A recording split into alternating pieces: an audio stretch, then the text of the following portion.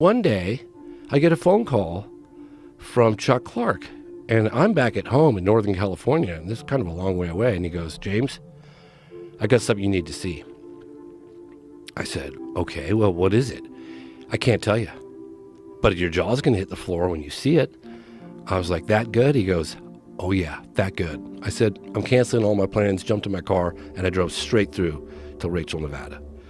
I get to his house. This must have been, I'm going to guesstimate 95, 94, 95. Get to his house, and he's got a double wide right near the little alien. And he pops in this VHS tape.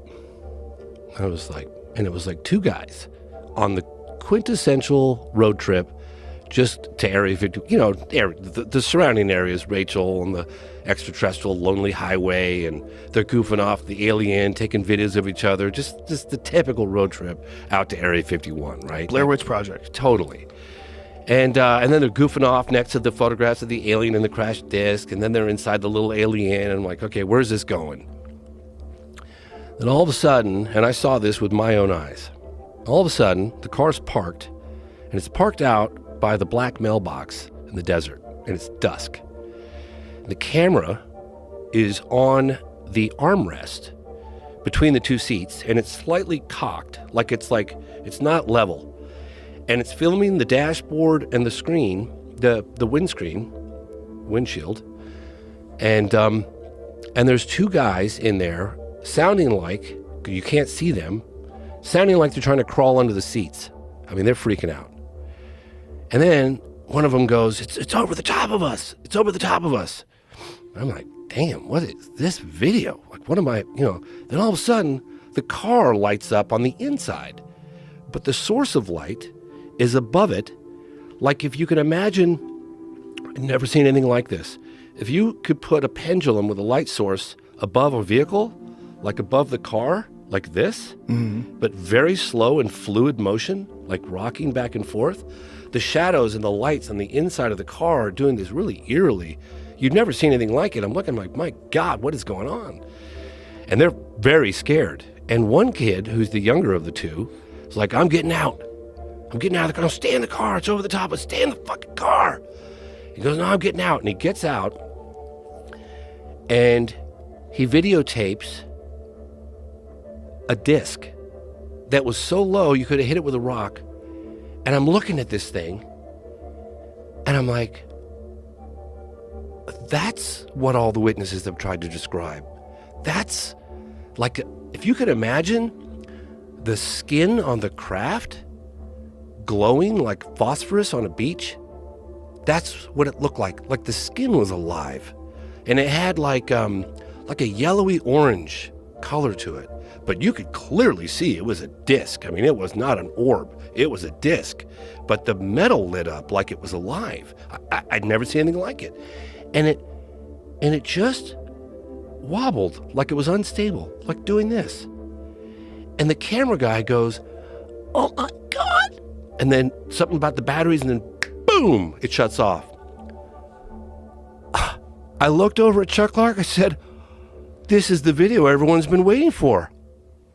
Unbelievable. How do you know this is real? Because if it's not real, all my BS meters are going off right now. Dude, fair enough. I get it. Fair enough. I saw this video with my own eyes. Of course. Yeah. It's a video, though. It's a video, for sure. No question about it. No, they make fake videos. Absolutely. It was 1995, and they could have. But why wouldn't... 1995 is harder. Yeah, but why? It's never been released to the public. Why would you create a fake video? What year did you see it? I saw it like 95. And so it's out there somewhere. No, it's not. It's in Chuck Clark's got a copy of it. The story continues. No, but I mean, someone has it. Oh, yeah. Oh, absolutely. I mean, in fact, if those two boys that shot it are out there, please come forward. Like, please. How come no one's acquired this? So I said to Chuck, oh, my God, this is great. I can use this in my movie. Right? Great.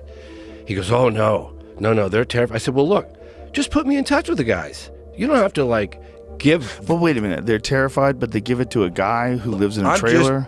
I'm just telling you. Do you know what I'm saying, though? Absolutely. Hey, I'm really terrified. I don't want this getting out, but I'm going to give it to you. I get it. Guy who lives in a trailer. I get it. What does this guy do for a living? He was a former military guy, and he's retired. But Just a retired military sit with guy me for a on the minute trailer. here. This guy's a Fed. So, that I he know. doesn't even live there. But no, he probably put on some fucking Okay, so the overalls story to hang gets out better. with you. The story Is gets his name better. Ray Epps? I know, Joe.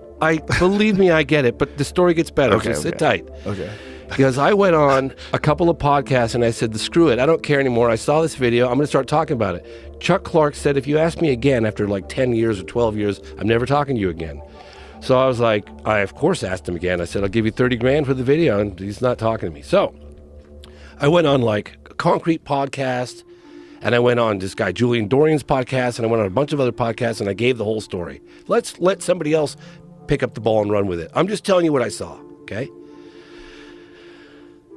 I get contacted a couple of years ago by a guy who goes, I saw that video too. Then another guy contacts me and he goes, I'm a private investigator and I find people. I said, well, his name's Chuck Clark. Go to it. So he finds him. Right at that time, I'm going on the Impulsive podcast with Logan Paul, and I tell Logan Paul the story, and he has exactly the same response you have, and I don't blame you. Okay, I'm not here to convince anybody of anything. I'm just telling you what I saw. It was very impressive what I saw. Very impressive. If it was a fake, my God, that was well done. He should be making movies with Spielberg. So anyway. What is this channel's name? Who has this again? Chuck Clark. Chuck, what are you doing, Chuck? Well, let me finish. So Logan Paul, he's like, I want to go to this guy's house. I said, hey, I got the guy. He's got the information. Logan's like, this is all behind the scenes. So Logan Paul takes, I put him in touch with this guy, and this guy lives in the middle of nowhere. I mean, it was like Logan Paul takes a Mercedes with a bunch of guys and $100,000 in cash, a big brick. And he goes out to this guy's house in the middle of the desert. And Logan calls me in the middle of nowhere. And he's like, you sure your contact's legit, dude? My phone doesn't work. I'm in the middle of nowhere. I got $100K cash in my pocket, and I can't find this guy. I said, no, I'm sure he's good, And so Logan goes in there and meets Chuck Clark. And Chuck Clark's like, yeah, I got the tape right here. And so he says, I'll give you $100,000 for it. And the guy says, no way. And so Logan Paul, going to reveal this for the first time, Logan Paul has got a button camera on his dress, on his clothes. So Logan Paul's like, all right, well, this guy doesn't want to, he's going to die with it. So let's get this thing on camera. So Logan's like, well, let me see it at least.